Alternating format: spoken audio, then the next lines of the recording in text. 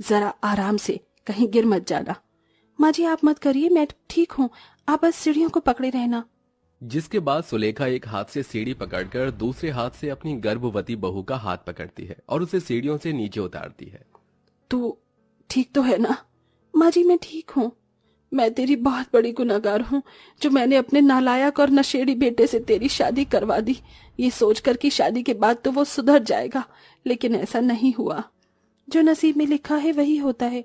वो तो भला हो इस कच्चे आम के पेड़ का, जिसके आम बेचकर अब 2 रोटी तो हम कमा लेते हैं। अब नयन अपनी सास के आंसू साफ करती है और ठेले पर कच्चे आम रखकर उन्हें बेचने के लिए दोनों सास बहू बाजार चली जाती है। अरे मुझे 1 किलो कच्चे आम दीजिएगा। और मुझे 2 किलो कच्चे आम दीजिएगा। ये लीजिए आपके 1 किलो और आपके 2 किलो कच्चे आम। दोनों सास बहू कड़ी धूप में सुबह से शाम तक बाजार में आम बेचती थी, जिससे वो 2 पैसे कमाती थी। लेकिन कहते हैं ना कि गरीब की जिंदगी में 2 पैसे कमाना भी इतना आसान नहीं है। बहुत बेच लिया तुमने दूसरों को आम, अब ये सारे कच्चे आम मेरे लिए पैक कर दो। जोगिंदर जी इन सभी कच्चे आम की कीमत पूरे 600 रुपए है। अरे तेरी इतनी हिम्मत कि तू मुझसे पैसे मांगेगी? ये ले 100 रुपए और सारे आम दे मुझे। 100 रुपए में हम आपको ये सारे कच्चे आम कैसे दे? इससे हमारा बहुत घाटा होगा। भूलो मत इस पूरे बाजार में किसकी चलती है। अरे मेरे एक कहने पर कल से तुम दोनों सास बहू इस बाजार में दिख नहीं सकती, हाँ समझी? चुपचाप से 100 रुपए रखकर ये कच्चे आम दे दो, या फिर मैं। आप कुछ मत करिएगा, आप ये सारे कच्चे आम ले जाइए।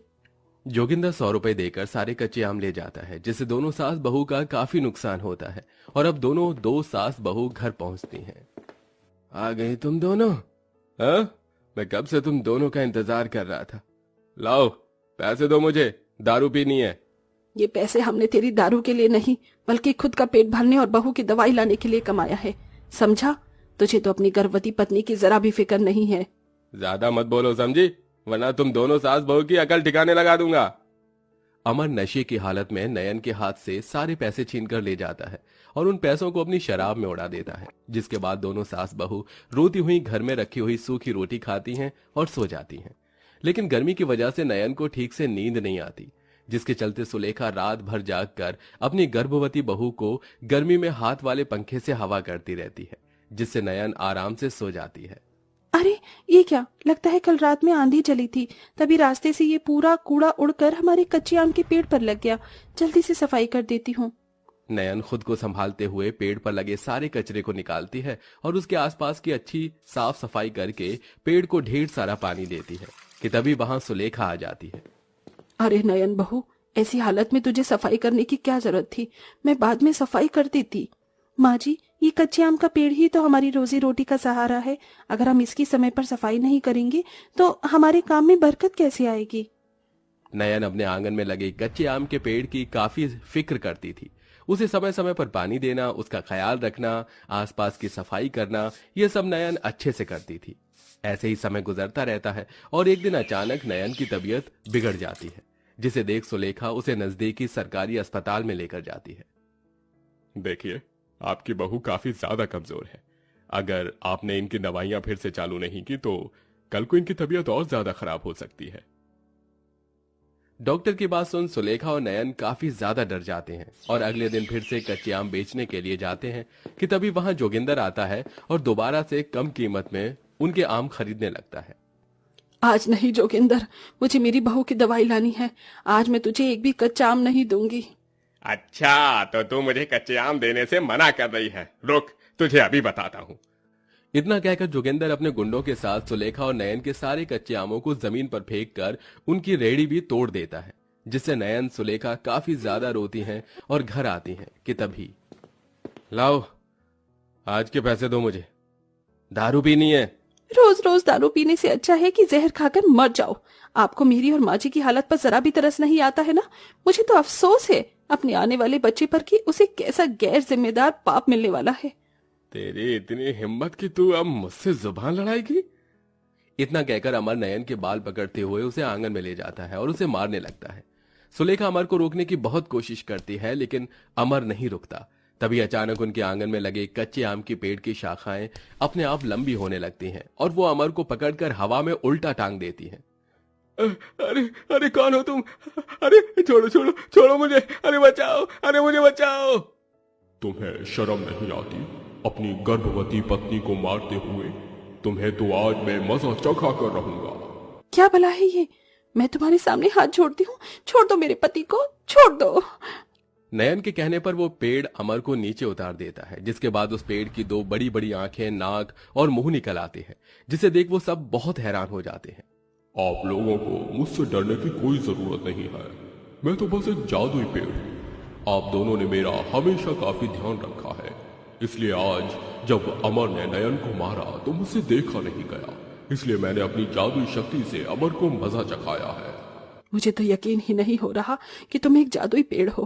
हाँ, मैं सच में एक जादुई पेड़ हूँ और हमेशा से देखता आया हूँ कि आप दोनों सास बहू कितनी ज्यादा तकलीफ उठाती हैं, इसलिए आज मैं आपकी मदद करना चाहता हूँ। आप लोग जब भी मुझ पर हाथ रखकर सच्चे दिल से कुछ भी मांगोगे वो आपको जरूर मिलेगा। पेड़ की बात सुन सुलेखा उस पेड़ पर अपना हाथ रखती है। मेरी गर्भवती है बहू, और ऐसी हालत में उसकी गर्मी में सोया नहीं जाता, क्या तुम हमें एक कूलर दे सकते हो? सुलेखा के इतना बोलते ही उस पेड़ के अंदर से एक जादुई सुनहरी रोशनी निकलती है और देखते ही देखते उनके सामने बड़ा सा कूलर आ जाता है। देख बहू, अब तुझे गर्मी में और सोने की कोई जरूरत नहीं है। जादुई पेड़, इतनी गर्मी में माँ जी से गर्म पानी नहीं पिया जाता, क्या तुम हमें ठंडा पानी करने के लिए एक फ्रिज दे सकते हो? नयन उस पेड़ पर हाथ रखकर जैसे ही ये बोलती है तो फिर से उस पेड़ में से एक जादुई सुनहरी रोशनी निकलती है और देखते ही देखते उनके सामने एक बड़ा सा फ्रिज आ जाता है। तुम जब भी मुझ पर हाथ रखकर जो भी मांगोगे वो तुम्हें मिल जाएगा, लेकिन याद रहे ये सिर्फ तुम लोग रात के अंधेरे में ही कर सकते हो, न कि दिन के उजाले में। और अमर, अगर तुमने फिर से कभी अपनी पत्नी और माँ को परेशान किया तो मैं तुम्हें फिर से सजा दूंगा। नहीं नहीं नहीं नहीं, मैं इन्हें कभी परेशान नहीं करूंगा। माँ और नयन, मुझे माफ कर दीजिए। अमर अब सुधर जाता है, जिसके बाद अब जब भी सास बहू को कुछ भी चाहिए होता तो रात होते ही उस पेड़ के पास जाती और उस पर हाथ रखकर अपनी जरूरत की चीज मांगती हैं। जादुई पेड़, मेरी बहू की दवाई खत्म हो गई है और मेरे पास उन्हें खरीदने के लिए पैसे नहीं है, क्या तुम मुझे दवाई दे सकते हो? कई दिनों से हमने कुछ अच्छा खाना नहीं खाया, हमें अच्छा खाना खाना है। अब उस पेड़ से फिर से एक जादुई रोशनी निकलती है और उनके सामने ढेर सारे पकवान और दवाई आ जाती है और अब सुलेखा और नयन उस पेड़ की मदद से अपने घर को भी ठीक कर लेते हैं। वहीं अमर भी काम करना शुरू कर देता है, लेकिन ये सब देख जोगिंदर को इन लोगों से काफी जलन होने लगती है। अरे इन लोगों के पास खाने के लिए ढंग की रोटी नहीं थी और अब देखो इनका घर भी कितना बढ़िया बन गया है, फ्रिज, कूलर, टीवी सब कुछ है इनके घर में, कहीं ना कोई खजाना तो नहीं मिल गया। जोगिंदर इसी बात का पता लगाने के लिए रात होने का इंतजार करता है और रात होते ही जोगिंदर सुलेखा और नयन के घर के बाहर छुपकर खड़ा हो जाता है, जहां वो देखता है कि नयन सुलेखा उनके आंगन में लगे एक कच्चे आम के पेड़ के ऊपर हाथ रखकर जैसे ही कुछ मांगती हैं तो वो उन्हें मिल जाता है। अच्छा, तो ये बात है, लगता है ये जादुई पेड़ है। अगर ये जादुई पेड़ मेरे हाथ लग गया तो मैं तो दुनिया का सबसे अमीर आदमी बन जाऊंगा। जोगिंदर के मन में लालच जाग जाता है, जिसके बाद जोगिंदर सबके सोने का इंतजार करता है और जैसे ही सब लोग सोते हैं तो वो उस पेड़ पर हाथ रखता है और ए जादुई पेड़, चल मुझे अब एक बड़ा सा बंगला, बहुत सारा सोना और 2 करोड़ रुपए दे ताकि मैं बहुत अमीर बन सकूं।